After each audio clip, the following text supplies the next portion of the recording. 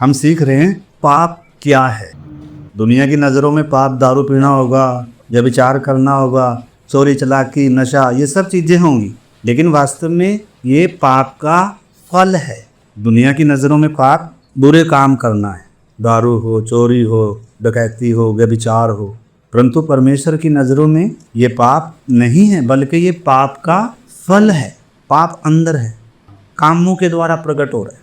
किसी के अंदर बुरे कामों के द्वारा प्रकट हो रहा है, लेकिन बहुत से ऐसे हैं जो बुरा काम नहीं करते, दारू नहीं पीते, बीड़ी नहीं पीते, झगड़ा नहीं करते, सारा दिन संत बनकर रहते हैं, साधु सन्यासी बनकर रहते हैं। बहुत सारों ने तो अपनी जीभ भी काट ली ताकि इससे बुरा ना बोलें, बहुत सारों ने अपनी आंख खोल ली ताकि हम गलत ना देखें, बहुत सारों ने अपने सब कुछ त्याग दिया, छोड़ दिया, और बहुत सारे ऐसे हैं जो भले काम करते हैं, धर्म के काम करते हैं, पूजा पाठ, यात्राएं, परंतु आपने समझना है उनके जीवन में पाप कैसे प्रकट हो रहा है?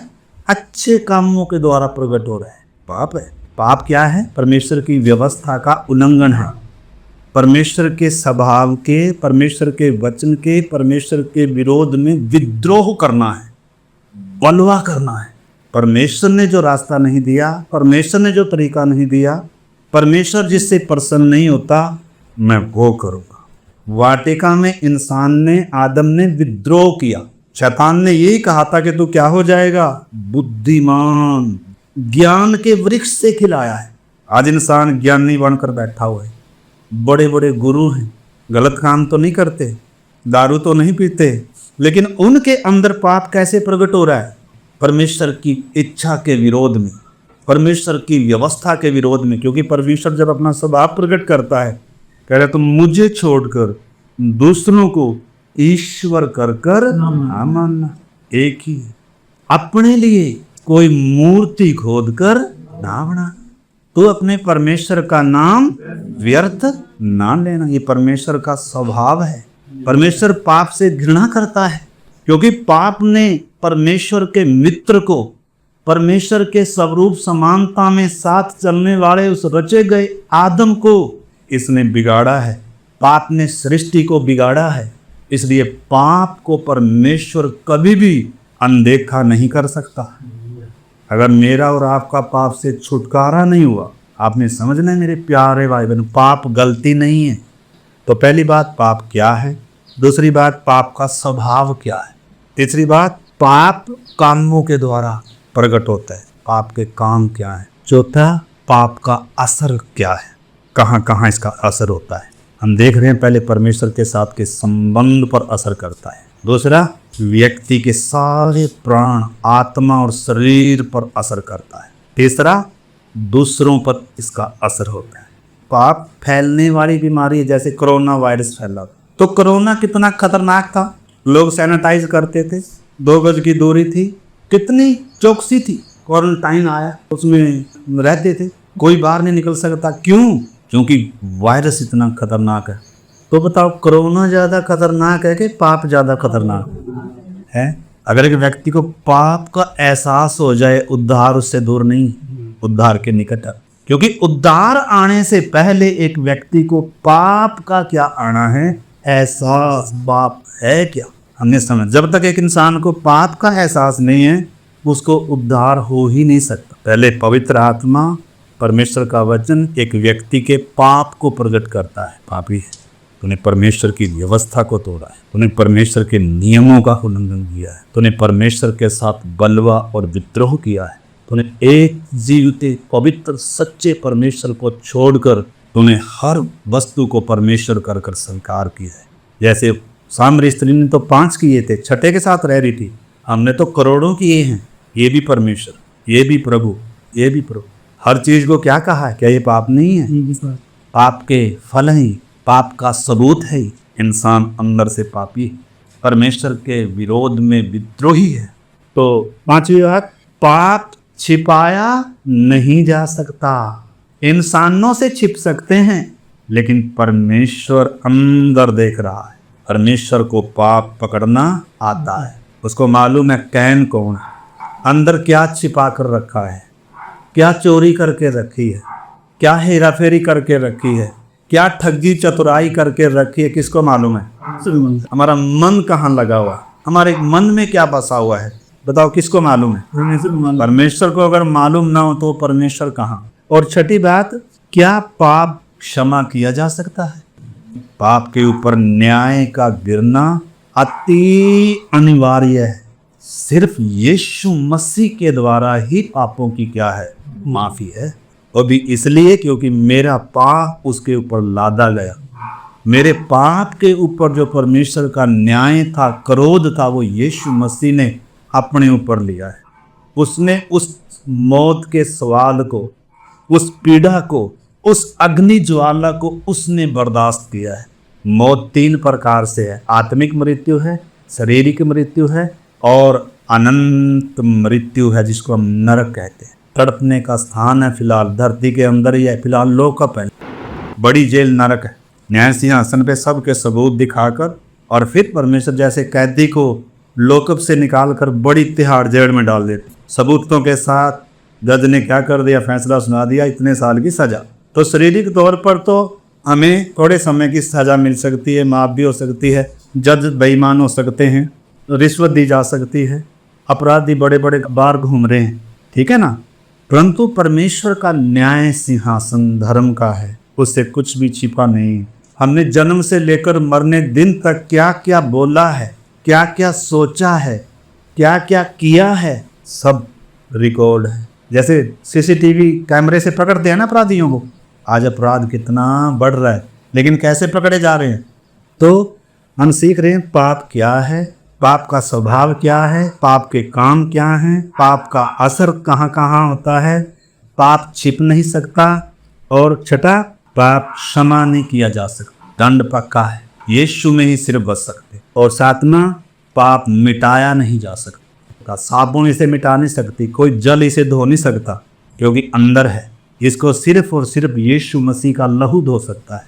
अगर एक पापी व्यक्ति को ये एहसास हो जाए, अपने पापों को मान ले, पापों को पश्चाताप कर कर छोड़ कर प्रभु को अपना उद्धार करता और प्रभु कर कर अगर स्वीकार करे, डूब कर बपतिस्मा ले, बपतिस्मा ऐलान है, मैं परमेश्वर का हूँ, मैं यीशु मसीह का हूँ। हे शैतान, तेरे बही खाते सारे पानी की कब्र में क्या कर रहा हूँ? दफन कर रहा हूँ। हे मौत, तेरी जगह मेरे सिर का बाल भी क्या है? गिना हुआ। मौत मुझे क्या नहीं कर सकती। लेकिन अगर मौत का डर सताता है, विश्वासी होकर अगर मौत से भय आता है, तो गड़बड़ है ना। तो सातवां, पाप मिटाया नहीं जा सकता। और आठवां, पाप की मजदूरी पक्का मिले। पहले आत्मिक मृत्यु है, शारीरिक मृत्यु है, और उसके बाद अनंत मृत्यु इंतजार करे, क्योंकि परमेश्वर न्यायी है। क्या जगत का न्यायी न्याय न करे? हमारे शहर में, हमारे देश में न्याय व्यवस्था होनी चाहिए कि नहीं? तो परमेश्वर को पाप से घृणा क्यों है? क्योंकि परमेश्वर पवित्र है। वचन में लिखा है परमेश्वर ज्योति है, उसमें कुछ भी अंधकार नहीं है। तो परमेश्वर पवित्र परमेश्वर है, पाप से घृणा करता है, क्योंकि पाप ने कितना नाश किया, कितना बिगाड़ किया। पाप आया तो नरक आ गया, पाप ने पूरी सृष्टि को बिगाड़ दिया। पिछली बार देख रहे थे, लड़ाई झगड़े, विद्रोह, बलवे, अधर्म, व्यभिचार, जितना भी कुछ आज हो रहा है समाज में, देशों में लड़ाइयाँ हो रही हैं, सब का मूल कारण क्या है? इंसान पाप का गुलाम, पापी है, बिगड़ा हुआ है, परमेश्वर का भी शत्रु और इंसान का भी शत्रु है। इसका अगर कुछ फायदा होता दिखेगा तो ठीक, नहीं तो ये किसी को फायदा देने वाला नहीं है, बिना स्वार्थ के। ठीक है, तो हम आगे बढ़ेंगे। जैसे कोई जाता है डॉक्टर के पास अपने बीमारी का चेकअप कराने, जाते हैं कि नहीं जाते हैं? तो चेकअप सेंटर बने हुए हैं कि नहीं? और जब चेकअप होता है तो क्या निकलता है? किडनी खराब है, पित्ते में, गुर्दे में क्या निकली है। अब क्या करो? बस शरीर की बीमारी हम इग्नोर नहीं करते, लेकिन आपको मालूम है ये परमेश्वर का वचन क्या है? बाइबल क्या है? अल्ट्रासाउंड कर कर दे रही है। परमेश्वर का वो प्रकाशन है बाइबल, जिससे पाप क्या है, ये कैसे छिपकर काम करता है, इसका स्वभाव क्या है, पापी व्यक्ति के लक्षण क्या हैं, ये बताती है। हम धन्यवाद करें परमेश्वर के पवित्र वचन का और पवित्र आत्मा का, जो पापी व्यक्ति को होश में लाता है। क्योंकि पापी होश में नहीं, नशे में है। पाप नशा चढ़ाता है। तो कुछ बातें और मैं बताता हूँ आपको। पाप, पहली बात तो परमेश्वर के साथ संगति तोड़ता है। दूसरी बात, पाप परमेश्वर से इंसान को दूर ले जाता है, तो इंसान परमेश्वर के करीब कभी नहीं आएगा। आएगा भी तो अंजीर के पत्ते ही लेकर आएगा, पाप को ढांप कर आएगा उस फरीसी के समय, ठीक है ना। तो बात को क्रम को में समझने। तीसरी बात क्या भी करता है, पाप व्यक्ति को छुपाता है मतलब। और अगली बात आत्मिक नंगापन लाता है, आत्मिक नंगापन। प्रभु कह रहा है तू नंगा है, तुच्छ है, अभागा है, नंगा, जैसे आदम क्या हो गया, ठीक है ना। और अगली बात पाप क्या करता है, लज्जा या शर्म आने लगती है। शर्म आएगी तो छुपाएंगे कि नहीं। पाप के लक्षण क्या है, पाप करता क्या है मेरे प्यारे भाई बहनों। आगे पाप अंदर की शांति को नष्ट करता है, अंदर के आनंद को नष्ट करता है, उसकी जगह डर लाता है, उसकी जगह भय आ जाता है, शर्म आती है। पाप मानने के लिए व्यक्ति को क्या आ रही है, शर्म आ रही है, छुपा रहा है, मान नहीं रहा है। पाप कितना भयानक है इसमें समझना है मेरे प्यारे भाई बहन। कहीं मैं इस पाप के ग्रस्त में तो नहीं हूँ, कहीं मेरे निकट तो नहीं है ये, क्योंकि वचन कहता है पाप द्वार पर दुबका बैठा है, जैसे सिंह अपने शिकार के लिए दुबका बैठा है। सावधानी हटी न घटना घटी। और असर क्या होगा, सबसे पहली बात प्रार्थना के जीवन पर असर होगा, आराधना के जीवन पर असर होगा। अब प्रार्थना में मन नहीं लगे, क्योंकि मन किधर लग गया, कुछ देख लिया, किसी से बात कर दी, कोई दिल में आ गया। समझना मेरे प्यारे भाई कितना घातक है ये। पाप को हल्के में नहीं लिया जा सकता। अगर कोरोना को हल्के में नहीं लिया जा सकता तो पाप को कैसे हम हल्के में ले सकते हैं। तो आगे शांति को, आनंद को खत्म कर देता है और उसके अंदर भय और डर को भर देता है और परमेश्वर की आशीषों से उसे दूर कर देता है, वंचित कर देता है। उसका आनंद, शांति, मेल मिलाप सब क्या हो गया, खत्म हो गया। और आगे मृत्यु को लाता है। मैंने बताया पहले आत्मिक मृत्यु है, फिर शारीरिक मृत्यु है, फिर अनंत मृत्यु है। और नौवां, यदि पश्चाताप के साथ इस पाप से छुटकारा नहीं हुआ, ये एक व्यक्ति की प्राण और आत्मा को अनंत विनाश की तरफ लेकर। छुटकारे का मतलब है, उद्धार का मतलब है बचा लिया गया। उस लहू ने बताओ इजरायलियों को किससे बचाया था, नाश करने वाले से बचाया। और फिर छुड़ा लिया जाना, मिस्रियों के, फिरौन के बोझों के नीचे से छुड़ा लेना, लाल समुंदर पार करना, बपतिस्मा लेना। अगर बपतिस्मा नहीं लिया तो मेरा तो फिरौन जिंदा है, सारे अधिकारी जिंदा हैं। अगर मैंने बपतिस्मा नहीं लिया अभी तक, होश नहीं आया है। हम देखेंगे पाप का असर कैसे कैसे होता है। ये सुन करता है, ये अंधापन लाता है, ये कानों को भारी करता है, सुनने की शक्ति, समझने की शक्ति, सोचने की शक्ति को क्या करता है, डैमेज करता है। जितना देर पाप अंदर रहेगा उतना क्या करता जाएगा, मन को सुन करता जाएगा, कठोर करता जाएगा। हमने समझना मेरे प्यारे भाई बहन, ये जो सबसे बड़ी बीमारी है इंसान का, मानवता का सबसे बड़ा शत्रु है पाप। पाप के कारण मौत है, पाप के कारण दूरी है। इंसान चिंतित है, दुखी है, परेशान है, निराश है, बोझिल है, थका हुआ है। इसके जीवन में आनंद है तो किसका है, पैसे का है बस। पाप सुख देता है, संसार की इच्छा अभिलाषाओं का सुख है, लेकिन आत्मा का आनंद अलग है। परमेश्वर के साथ का संबंध और पापों की माफी की जो शांति है वो बहुत करोड़ों रुपए से भी क्या है, कीमती है मेरे प्यारे भाई बहन। तो पहली बात देखी, पाप सबसे पहले परमेश्वर के साथ के संबंध को, संगति को तोड़ता है, दूर करता है। और दूसरी बात जो हम देख रहे हैं, पाप का दूसरा जो भयानक परिणाम है, असर है, वो क्या है, इंसान को अंदर से क्या करता है, भ्रष्ट करता है, अंदर से भ्रष्ट करता है। निकाल लीजिए मरकुस 7 का मैं पढ़ता हूँ, 19 से पढ़ता हूँ। वैसे तो 14 से है, बाद में आप पढ़ लेना। मैं 20 से पढ़ता हूँ। फिर उसने कहा, जो मनुष्य में से निकलता है वही मनुष्य को अशुद्ध करता है, क्योंकि भीतर से अर्थात मनुष्य के मन से बुरे बुरे विचार, बुरे बुरे विचार किधर से आ रहे हैं, अंदर से। विचारों का स्रोत किधर है, मन है।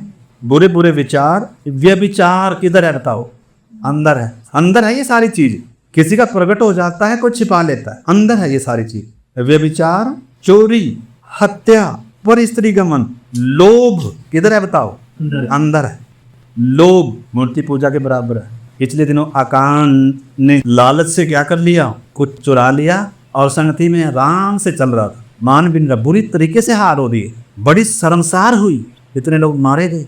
आखिर में परमेश्वर ने इसको पकड़ा। ठीक है ना, जब तक पाप है इंसान सफल नहीं हो सकता, जब तक पाप प्रकट नहीं किया जाएगा। देखा, जो अपना पाप छुपा रखता है वो कभी सफल नहीं होगा। सांसारिक तौर पर सफल हो जाएगा लेकिन आत्मिक तौर पर कभी सफल नहीं होने देता पाप। आगे लिखा, लोभ, दुष्टता, छल, लुचपन, कुदृष्टि, निंदा, अभिमान, घमंड और मूर्खता।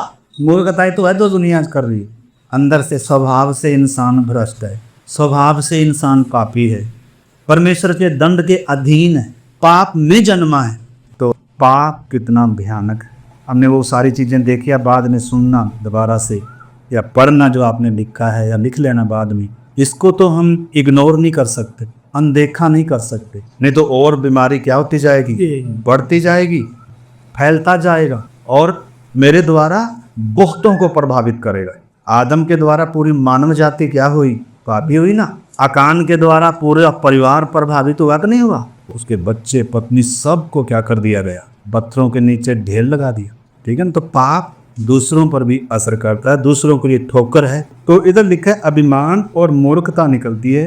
ये सब बुरी बातें, कुछ बुरी बातें हैं, कुछ अच्छी बातें भी निकलती हैं जो परमेश्वर की दृष्टि में मूर्खता है। ठीक है ना, ये भीतर ही से निकलती हैं और ये ही मनुष्य को क्या करती हैं, अशुद्ध करती हैं, बंधन में डालती हैं और परमेश्वर के दंड के अधीन करती। यिर्मयाह 17 अध्याय। तो पहली बात हम देख रहे हैं, पाप बाहर नहीं मन के भीतर जन्म देता है, मन में अंदर है। बाहर से अगर हमने सफ़ेद कपड़े डाल लिए, देखो ना आज इंसान बाहर से क्या है, मतलब कितना संत दिखता है, अच्छे काम है, लेकिन अंदर से क्या है, भ्रष्ट है। आज कितने गुरु किधर हैं, कितने बाबे साधु किधर हैं, जेलों में पड़े, क्यों पड़े हुए हैं। कईयों के तो पोल खुल गई और जिनकी नहीं खुली वो आज भी क्या है, गुरु बनकर बैठे हो, क्योंकि अभी तक उनकी पोल क्या नहीं हुई, खुली नहीं। जब पोल खुलेगी तो इंसान अपने आप को बदल ही नहीं सकता भाई, पाप से छूट ही नहीं सकता। चाहे किसी को पूजा करने लग जाओ, किसी को मांगने लग जाओ, लेकिन पाप तो अंदर ही है ना। पाप तो अब भाई दिखेगा, प्रकट होगा, उसका असर दिखेगा। तो यिर्मयाह 17 अध्याय निकाल लीजिए, 9:17 का एक है वो वचन जो मैं पहले बता रहा था, यहूदा का पास लोहे की टांकी और हीरे की नोक से लिखा हुआ है, वह उनके हृदय की पट्टिकाओं और उनकी वेदियों के सींगों पर खुदा। परमेश्वर कह रहा है तुम मुझसे क्या नहीं कर सकता, छिप नहीं सकता। तो 9, मन तो सब वस्तुओं से अधिक धोखा देने वाला है, इसमें असाध्य रोग लगा है, इसका भेद कौन समझ सकता। असाध्य रोग लगा हुआ है, इंसान वास्तव में सबसे घातक रोगी है, लेकिन दुख की बात है इंसान को इसका एहसास तक भी नहीं। सोच कर देखो, बड़ा महारोग अंदर लगा हुआ है जिसके कारण सब बर्बाद है, उजाड़ है, बिगड़ा हुआ है, आनंद नहीं है, शांति नहीं है। लेकिन शैतान ने तात्कालिक चीजों में इसको क्या दिया है, आनंद दिया है। पाप सुख देता है, धन दौलत संसार का ऐशो आराम क्या देता है। मूसा के बारे में लिखा है, उसने पाप में थोड़े दिन के सुख भोगने से। पाप सुख देता है मेरे प्यारे भाई बहनों, ये मीठा लगता है। शैतान मीठा दिखाता है, क्या बोलता है, बड़ा मजा आएगा, एक बार कर दे, बस एक ही बार तो करना होता है, फिर तो ये क्या कर लेता है। ये इसलिए हम इस पर रुके हुए हैं क्योंकि हम सब ने अपने जीवन के व्यवहारों को, अपने जीवन की बातों कामों को पहचानना है। कहीं इस चीज़ से मैं प्रभावित तो नहीं हूँ। आज मौका है हमें पाप से छुटकारा पाने का, शुद्ध होने का, मेल करने का, मुक्ति पाने का, अनंत जीवन पाने का। नहीं तो एक दिन दरवाज़ा बंद होने जा रहा है, उद्धार का दरवाज़ा सदा के लिए क्या हो जाएगा, बंद हो जाएगा। पवित्र आत्मा चला जाएगा, वचन समझाने वाला चला जाएगा, 7 साल महाक्लेश आ रहा। जैसे नूह के समय में परमेश्वर ने मौका दिया, 120 साल तक नूह किश्ती बनाता रहा, लोगों को चेतावनी देता रहा, मन फिरा लो, मन फिरा लो, न्याय आने वाला है, लेकिन लोगों को कुछ असर नहीं। ये भी पाप का घातक परिणाम है, असर है जो एहसास नहीं होने देता। दंड आने वाला है कर कर एहसास ही नहीं होने देता। मतलब ये जैसे एक शराबी नशे में रहता है ना, उसको कोई परवाह नहीं यार, ऐसा चलता है जैसे बहुत क्या, जेब में पैसा भी ना हो लेकिन चल कैसे रहा, क्योंकि किस में है, नशे में है। और नशा जब उतरेगा और इस नशे ने कितनी बर्बादी करी तब क्या होता है। लेकिन फिर भी इंसान क्या करता है, क्योंकि उसको आदत अगले दिन फिर पिएगा। एहसास तो है ये गलत है, लेकिन फिर क्यों कर रहे भाई, बात मानने नहीं देता। आदम का स्वभाव है इंसान के अंदर, गिरा हुआ स्वभाव है, उस स्वभाव से लेकर पैदा हुआ। घर में पैदा नहीं हुआ इंसान, पाप में जन्म लेकर पापी पैदा हुआ है। तो मन तो सब वस्तुओं से अधिक धोखा देने वाला होता है और उसमें असाध्य रोग लगा है। उसका भेद कौन समझ सकता है, कोई नहीं समझ सकता। इंसान का पता नहीं चलता, दिखता है तो कुछ हो रहा है। नीला ड्राम मशहूर है, मतलब इंसान सोच भी नहीं सकता उसके साथ क्या होने जा रहा है, क्योंकि गुलाम है। जो नहीं चाहता ना, ये वो ही कराएगा पाप इससे। आज इंसान किसको मार रहा है, अपनों को मार रहा है, माँ को, बाप को, भाई को, बहन को। कल एक खबर थी, एक लेडीज ने अपने ही पति को मारकर बाथरूम में दफन कर दिया और ऊपर टाइलें लगवा दी। और महीना 2 महीने बीत गए, उसके भाई ने पूछा वो कहाँ है, मुंह से निकल गया, कर लगा दिया खुड्डे ने। चेक किया तो किधर निकला, 2 महीने पहले या कुछ दिनों पहले किधर दफन कर दिया। बच्चे माँ बाप का कर रहे हैं, माँ बाप बच्चों के साथ कर रहे हैं, लड़कियां कितना, लड़के कितना, समाज गिर चुका है, बिगड़ चुका है। सोच कर दे, क्योंकि पाप क्या देता है, तू बंदे तात्कालिक सुख, थोड़ा सा सुख, मजा देता है, लेकिन बंधन भी तो देता है, जंजीर भी तो पहनाता है, मारता भी तो है। शैतान वो नहीं बोलता, शैतान सिर्फ क्या ही दिखाएगा, कितनी अच्छी लड़की देख, कितना अच्छा लड़का देख, कितना धन, अरे देख कितना मजा आ जाएगा, तू परमेश्वर के तुल्य हो जाएगा, तुझे क्या मिल जाएगी।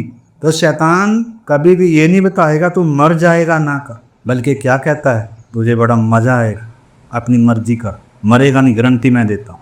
तो समझना मेरे प्यारे भाई बहन, शैतान कैसे संसार को गुमराह कर रहा है, तात्कालिक सुख दे रहा है। बच्चे शादी से पहले क्या हो रहे हैं, अपनी मर्जी से लड़के लड़कियां क्या कर रहे हैं, विश्वासी किससे शादी कर रहा है, अविश्वासी से, और एहसास तक भी नहीं है। किसी ने स्टेटस पे लगाया था पिछले दिनों, अपने उस प्यारे पति की फोटो भी लगाई थी साथ में, और लिख कर लगाया था, दुनिया क्या कहेगी अगर ये सोचते रहेंगे तो जिंदगी के 4 दिन निकल जाए, खत्म हो जाएंगे। इसलिए क्या करो, अपनी मर्जी करो, जो आपको अच्छा लगता है, आपकी आंखों को भाता है, मतलब जिस पर आपका मन आ गया वो कर लो। और शैतान गारंटी देता है कि तुम मरोगे नहीं। प्रार्थना में जाओ, कोई बात नहीं, प्रभु माफ करता है, प्रभु दयालु है, लेकिन परंतु माफ भी हो गए तो उसका असर पूरी पीढ़ियां भुगतेंगी। हम सोचते हैं प्रभु पाप माफ कर दे और उसके परिणाम भी सारे मिटा दे। परमेश्वर कह रहा है पाप को माफ कर दूंगा, लेकिन जो तूने बोया है इसको तुझे काटना पड़ेगा। वचन में लिखा है परमेश्वर ठट्ठों में नहीं उड़ाया जाता, मनुष्य जो कुछ बोता है तो उसे काटना पड़ेगा। इसलिए जवान पूरी पवित्रता से रहें, परमेश्वर की समय से शादी करें, परमेश्वर की इच्छा से शादी करें, परमेश्वर के तरीके से शादी करें। तो बहुत बार हम गलत फैसले अपने जीवनों में लेकर और हम अपने जीवन को बर्बाद कर लेते हैं। विवेक सारी उम्र दोष देता रहेगा, परमेश्वर के चरणों में आने की दिलेरी, हिम्मत को हर समय तोड़ता रहा। शैतान भी क्या करता रहेगा, देख तो नहीं किया, देख तो नहीं किया, भले माफी मिल गई, नरक से बचा लिया परमेश्वर ने, को सच्चा पश्चाताप किया, लेकिन उसके परिणाम जिंदगी भर के लिए हो जाते हैं। तो अभी हम प्रार्थना करेंगे, हमने समझने मेरे प्यारे भाई बहनों। 10 में पढ़ता हूँ, मैं यहोवा मन को खोजता और हृदय को जांचता हूँ, ताकि प्रत्येक जन को उसकी चाल चलन के अनुसार उसके कामों का क्या दूं, फल दूं। फल, परमेश्वर न्यायी होने के कारण न्याय करता है, कामों के अनुसार न्याय करेगा, पक्षपात नहीं कर सकता। हमें परमेश्वर के स्वभाव को, पाप की भयानकता को समझना है, ठीक है ना। हम आगे चलते हैं। उत्पत्ति 6 अध्याय 5 आयत, मानव जाति में पाप कैसे फैल गया, पूरा 6 अध्याय आप पढ़ लो, और 7वें अध्याय में कैसे फिर परमेश्वर का न्याय आ रहा है वो भी पढ़ लो, ठीक है ना। परमेश्वर आपको हल्के में नहीं लेता। तो 6 में 1 से, जब पहले 6 का 5 पढ़ लीजिए। यहोवा ने देखा कि मनुष्यों की बुराई पृथ्वी पर बढ़ गई है और उसके मन के विचार में जो कुछ उत्पन्न होता है वह निरंतर बुराई। सबसे पहले तो इंसान के मन को भ्रष्ट करता है। बताओ, साबुन से, पानी से मन धुल सकता है? गंगा नदी साफ सुथरी है, हम आदर कर दे, पानी भी लाते हैं, लेकिन पाप थोड़ा धुलता है। लेकिन इंसान क्या सोच कर चल रहे, शुद्ध हो गए, गंगा जी में नहा कर आगे क्या हो गए, पाप मिट गए। मिट गए क्या? निर्बुद्धि मन लिखा है, क्या हो गया? अंधेरा हो गया। तो इधर जब हम देखते हैं 6 का हम पढ़ा है, परमेश्वर कह रहा है मनुष्य को बनाने से मैं पछताता हूं। मतलब परमेश्वर दुखी है। मनुष्य को कैसा होना चाहिए और मनुष्य कैसा हो गया, कितना भ्रष्ट हो गया। 6 का जब आप 1 से पढ़ोगे उसमें लिखा है, फिर जब मनुष्य भूमि पर बहुत बढ़ने लगे और उनकी बेटे बेटियां उत्पन्न हुई, तब परमेश्वर के पुत्रों ने मनुष्य की पुत्रियों को देखा कि वे सुंदर हैं। सुंदर होना गुनाह नहीं है, लेकिन हमने समझना सुंदर कौन भी था। यूसुफ, पोतीफर की पत्नी की क्या लग गई? आंख लग गई। हर रोज बातें करने लगी, मैं तुझे प्यार करती हूँ, मैं तेरे लिए अपनी जान भी दे दूंगी, मेरा सब कुछ तेरा ही है, ये और वो। हर दिन प्यार की क्या चलने लगी बातें। आखिर में पोतीफर की पत्नी ने एक दिन क्या कर लिया? उसको पकड़ लिया, कपड़ा छुड़ा कर क्या हो गया? ऐसा बड़ा अपराध कर कर मैं परमेश्वर का गुनहगार बनूं, अपराधी ठहरूं। तो ऐसे लोग बच पाएंगे जो पाप से भागते। बहुत बार पाप से बचना नहीं है, पाप से भागना है। सोशल मीडिया से भागना है, इंटरनेट से भागना है, फेसबुक से भागना है, इंस्टाग्राम से भागना नहीं। भागना तो 2-4 और हम ऐप डाउनलोड कर ले। अब जो संडे को प्रार्थना में आ रहे हैं ना, फिर संडे को प्रार्थना में भी टाइम मन भी नहीं करेगा, वचन क्या लगेगा? कड़वा, संगति क्या लगेगी? फिर प्रार्थना अच्छी नहीं लगेगी भाई जी। इसलिए जिस दिन ऐसा हुआ ना, मुझे आज प्रार्थना का मन नहीं हो रहा, उपवास में बैठ जाए। मेरा प्रार्थना की मन क्यों नहीं आज? मेरा वचन की भूख क्यों नहीं है आज? मैंने आज परमेश्वर की आराधना क्यों नहीं करी? लिखा है, परमेश्वर के पुत्रों ने मनुष्य की पुत्रियों को देखा कि वे सुंदर हैं और उन्होंने जिसको चाहा उनसे क्या कर लिया? एक तो परमेश्वर की मर्जी है, एक हमारी स्वयं की मर्जी है। परमेश्वर रोकेगा नहीं।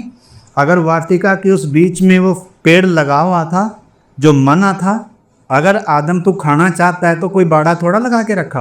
परमेश्वर हर समय बाजू थोड़ा पकड़ के रखेगा, हर समय रखवाली थोड़ा करेगा ना। बाद में जरूर रखवाली करूबों को नियुक्त कर दिया, अब किधर नहीं आ सकता। जीवन के वृक्ष के पास। इसलिए पाप कितना भयानक है। सबसे पहला हमने देखा पाप का घातक जो परिणाम है, परमेश्वर की संगति को तोड़ता है, संबंध को तोड़ता है, परमेश्वर से दूर लेकर जाता है, परमेश्वर से छिपा देता है। आत्मिक नंगापन, डर, भय और लज्जा डर को उत्पन्न करता है। परमेश्वर की आशीषों से वंचित कर देता है, मन को भ्रष्ट कर। मेरे प्यारे भाई बहन, हमने गलतियां करी, अपने आप को डैमेज ना करें। यीशु के पास आए, प्रभु मुझसे गलतियां हुई, मैंने प्रभु जी जाने अनजाने में पाप किए, मेरे पापों से मुझे छुड़ा, तेरे लहू से मुझे धो दे प्रभु जी। मैंने पाप को, आज्ञाओं को, संगति को, प्रार्थनाओं को बहुत हल्के में लिया प्रभु, तेरे साथ के संबंध को मैंने हल्के में लिया। आज मुझे मेरे पापों से छुड़ा कर शुद्ध कर दे, तेरे लहू से धो, नया कर दे, बदल दे, पवित्र कर दे। और पवित्र आत्मा मेरी मदद कर, मुझे पवित्र जीवन जीने की लिए। मेरा मन शुद्ध हो, मेरे विचार शुद्ध हो, मेरी ज़बान शुद्ध हो, मेरा चाल चलन शुद्ध हो। प्रभु जैसा स्वभाव आपका है मेरा भी होना है, जैसा चाल चलन आपका है मेरा भी होना है। मुझे तेरे पद चिन्हों पर चलना है। तूने मुझे अपने साथ रहने के लिए बनाया है, अपने साथ उस संबंध के लिए बनाया है, अनंत काल के लिए तूने मुझे रचा है। क्रूस पर आकर तूने अपने प्यार को प्रकट किया है। प्रभु लहू हमें शुद्ध करे। हर एक प्रार्थना, परमेश्वर आपकी प्रार्थना सुन रहा है। घुटनों के बल आ जाए, अपने पापों को मान। प्रभु मुझे छुड़ा, पवित्र कर मुझे, मेरी सोच, व्यवहार और बोल बाणी बदलती जाए, मैं तेरे जैसा बनूं प्रभु जी। पाप से मुझे घृणा आए, पाप से भागूं प्रभु जी मैं, जैसे यूसुफ भागा प्रभु, जैसे पौलुस तिमोथियस को कहता है, जवानी की अभिलाषाओं से भाग, ये अंधा कर देती, सोचने की शक्ति खत्म कर देती। आइए प्रार्थना। प्रभु आपकी गंभीरता पहचानने में हमारी बुद्धि को, समझ को, आंखें को पवित्र आत्मा में कायल कर हम पाप को प्यार ना करें, पाप को ना चखें प्रभु जी। तेरा वचन कहता है, यहोवा परमेश्वर को चख कर देखो, वो कैसा भला है। प्रभु हम आप में आनंद ढूंढें, आप में शांति ढूंढें, आप में खुशी ढूंढें। हम पर तरस खा, हमारी गलतियों को माफ़ कर, तेरे लहू से धो। छोटी प्रार्थना। धन्यवाद है हमेशा पिता, धन्यवाद, तारीफ हो खुदावन, जो हमारे लिए आपने कुछ उसमें जान दिया, सारा समाधान पाप का किया है प्रभु जी। हम उन बातों को मानते हो, परमेश्वर आपकी चौबा में आ जाए प्रभु। हाँ, और यीशु मसीह आज भी हमें एक नई शुरुआत देना चाहता है। हम में से जो भाई बहन अपने पापों को मान लेता है, छोड़ देता है, उस पर प्रभु यीशु मसीह वचन बताता है, उस पर दया किया जाता है। प्रभु यीशु मसीह का लहू हमें शुद्ध करता है और हमें एक नया बनाता है, हमारा संबंध परमेश्वर से बहाल कर देता है। प्रभु जी आज हमारा बहाल हो जाए, संबंध बन जाए आपसे परमेश्वर, और एक रिश्ता होते हुए आपका उस उद्धार खुशी लेकर, आनंद लेकर चलने के लिए आप सहायता करें परमेश्वर। हमारे बीच में बहुत लोगों ने वही मन नहीं फिराया, जिन्होंने आपको नहीं पहचाना, तो आज उनके लिए एक अच्छी खुशखबरी है जो आपने सुसमाचार सुना है। परमेश्वर आज हमारा उद्धार का इस बड़ा दिन हो जाए और हम और पहचानते हुए आपकी निकटता आए परमेश्वर, हमारी यही प्रार्थना है। प्रभु जी आपने विदास को इस्तेमाल किया, उनकी तरह जो वचन हमें सिखाया हम भूलने ना पाए, इसको मनन करें ताकि हम और सीखने पाए और विश्वास में मजबूत हो जाए, हमारी यही प्रार्थना। धन्यवाद करते हैं परमेश्वर, आपने हमारी प्रार्थना सुना, यीशु मसीह के नाम से प्रार्थना। आमीन। अब हमारे प्रभु यीशु मसीह का अनुग्रह का, परमेश्वर का प्रेम और पवित्र आत्मा की संगति और सहभागिता सबों के साथ प्रभु यीशु मसीह के आगमन तक होते रहे जी।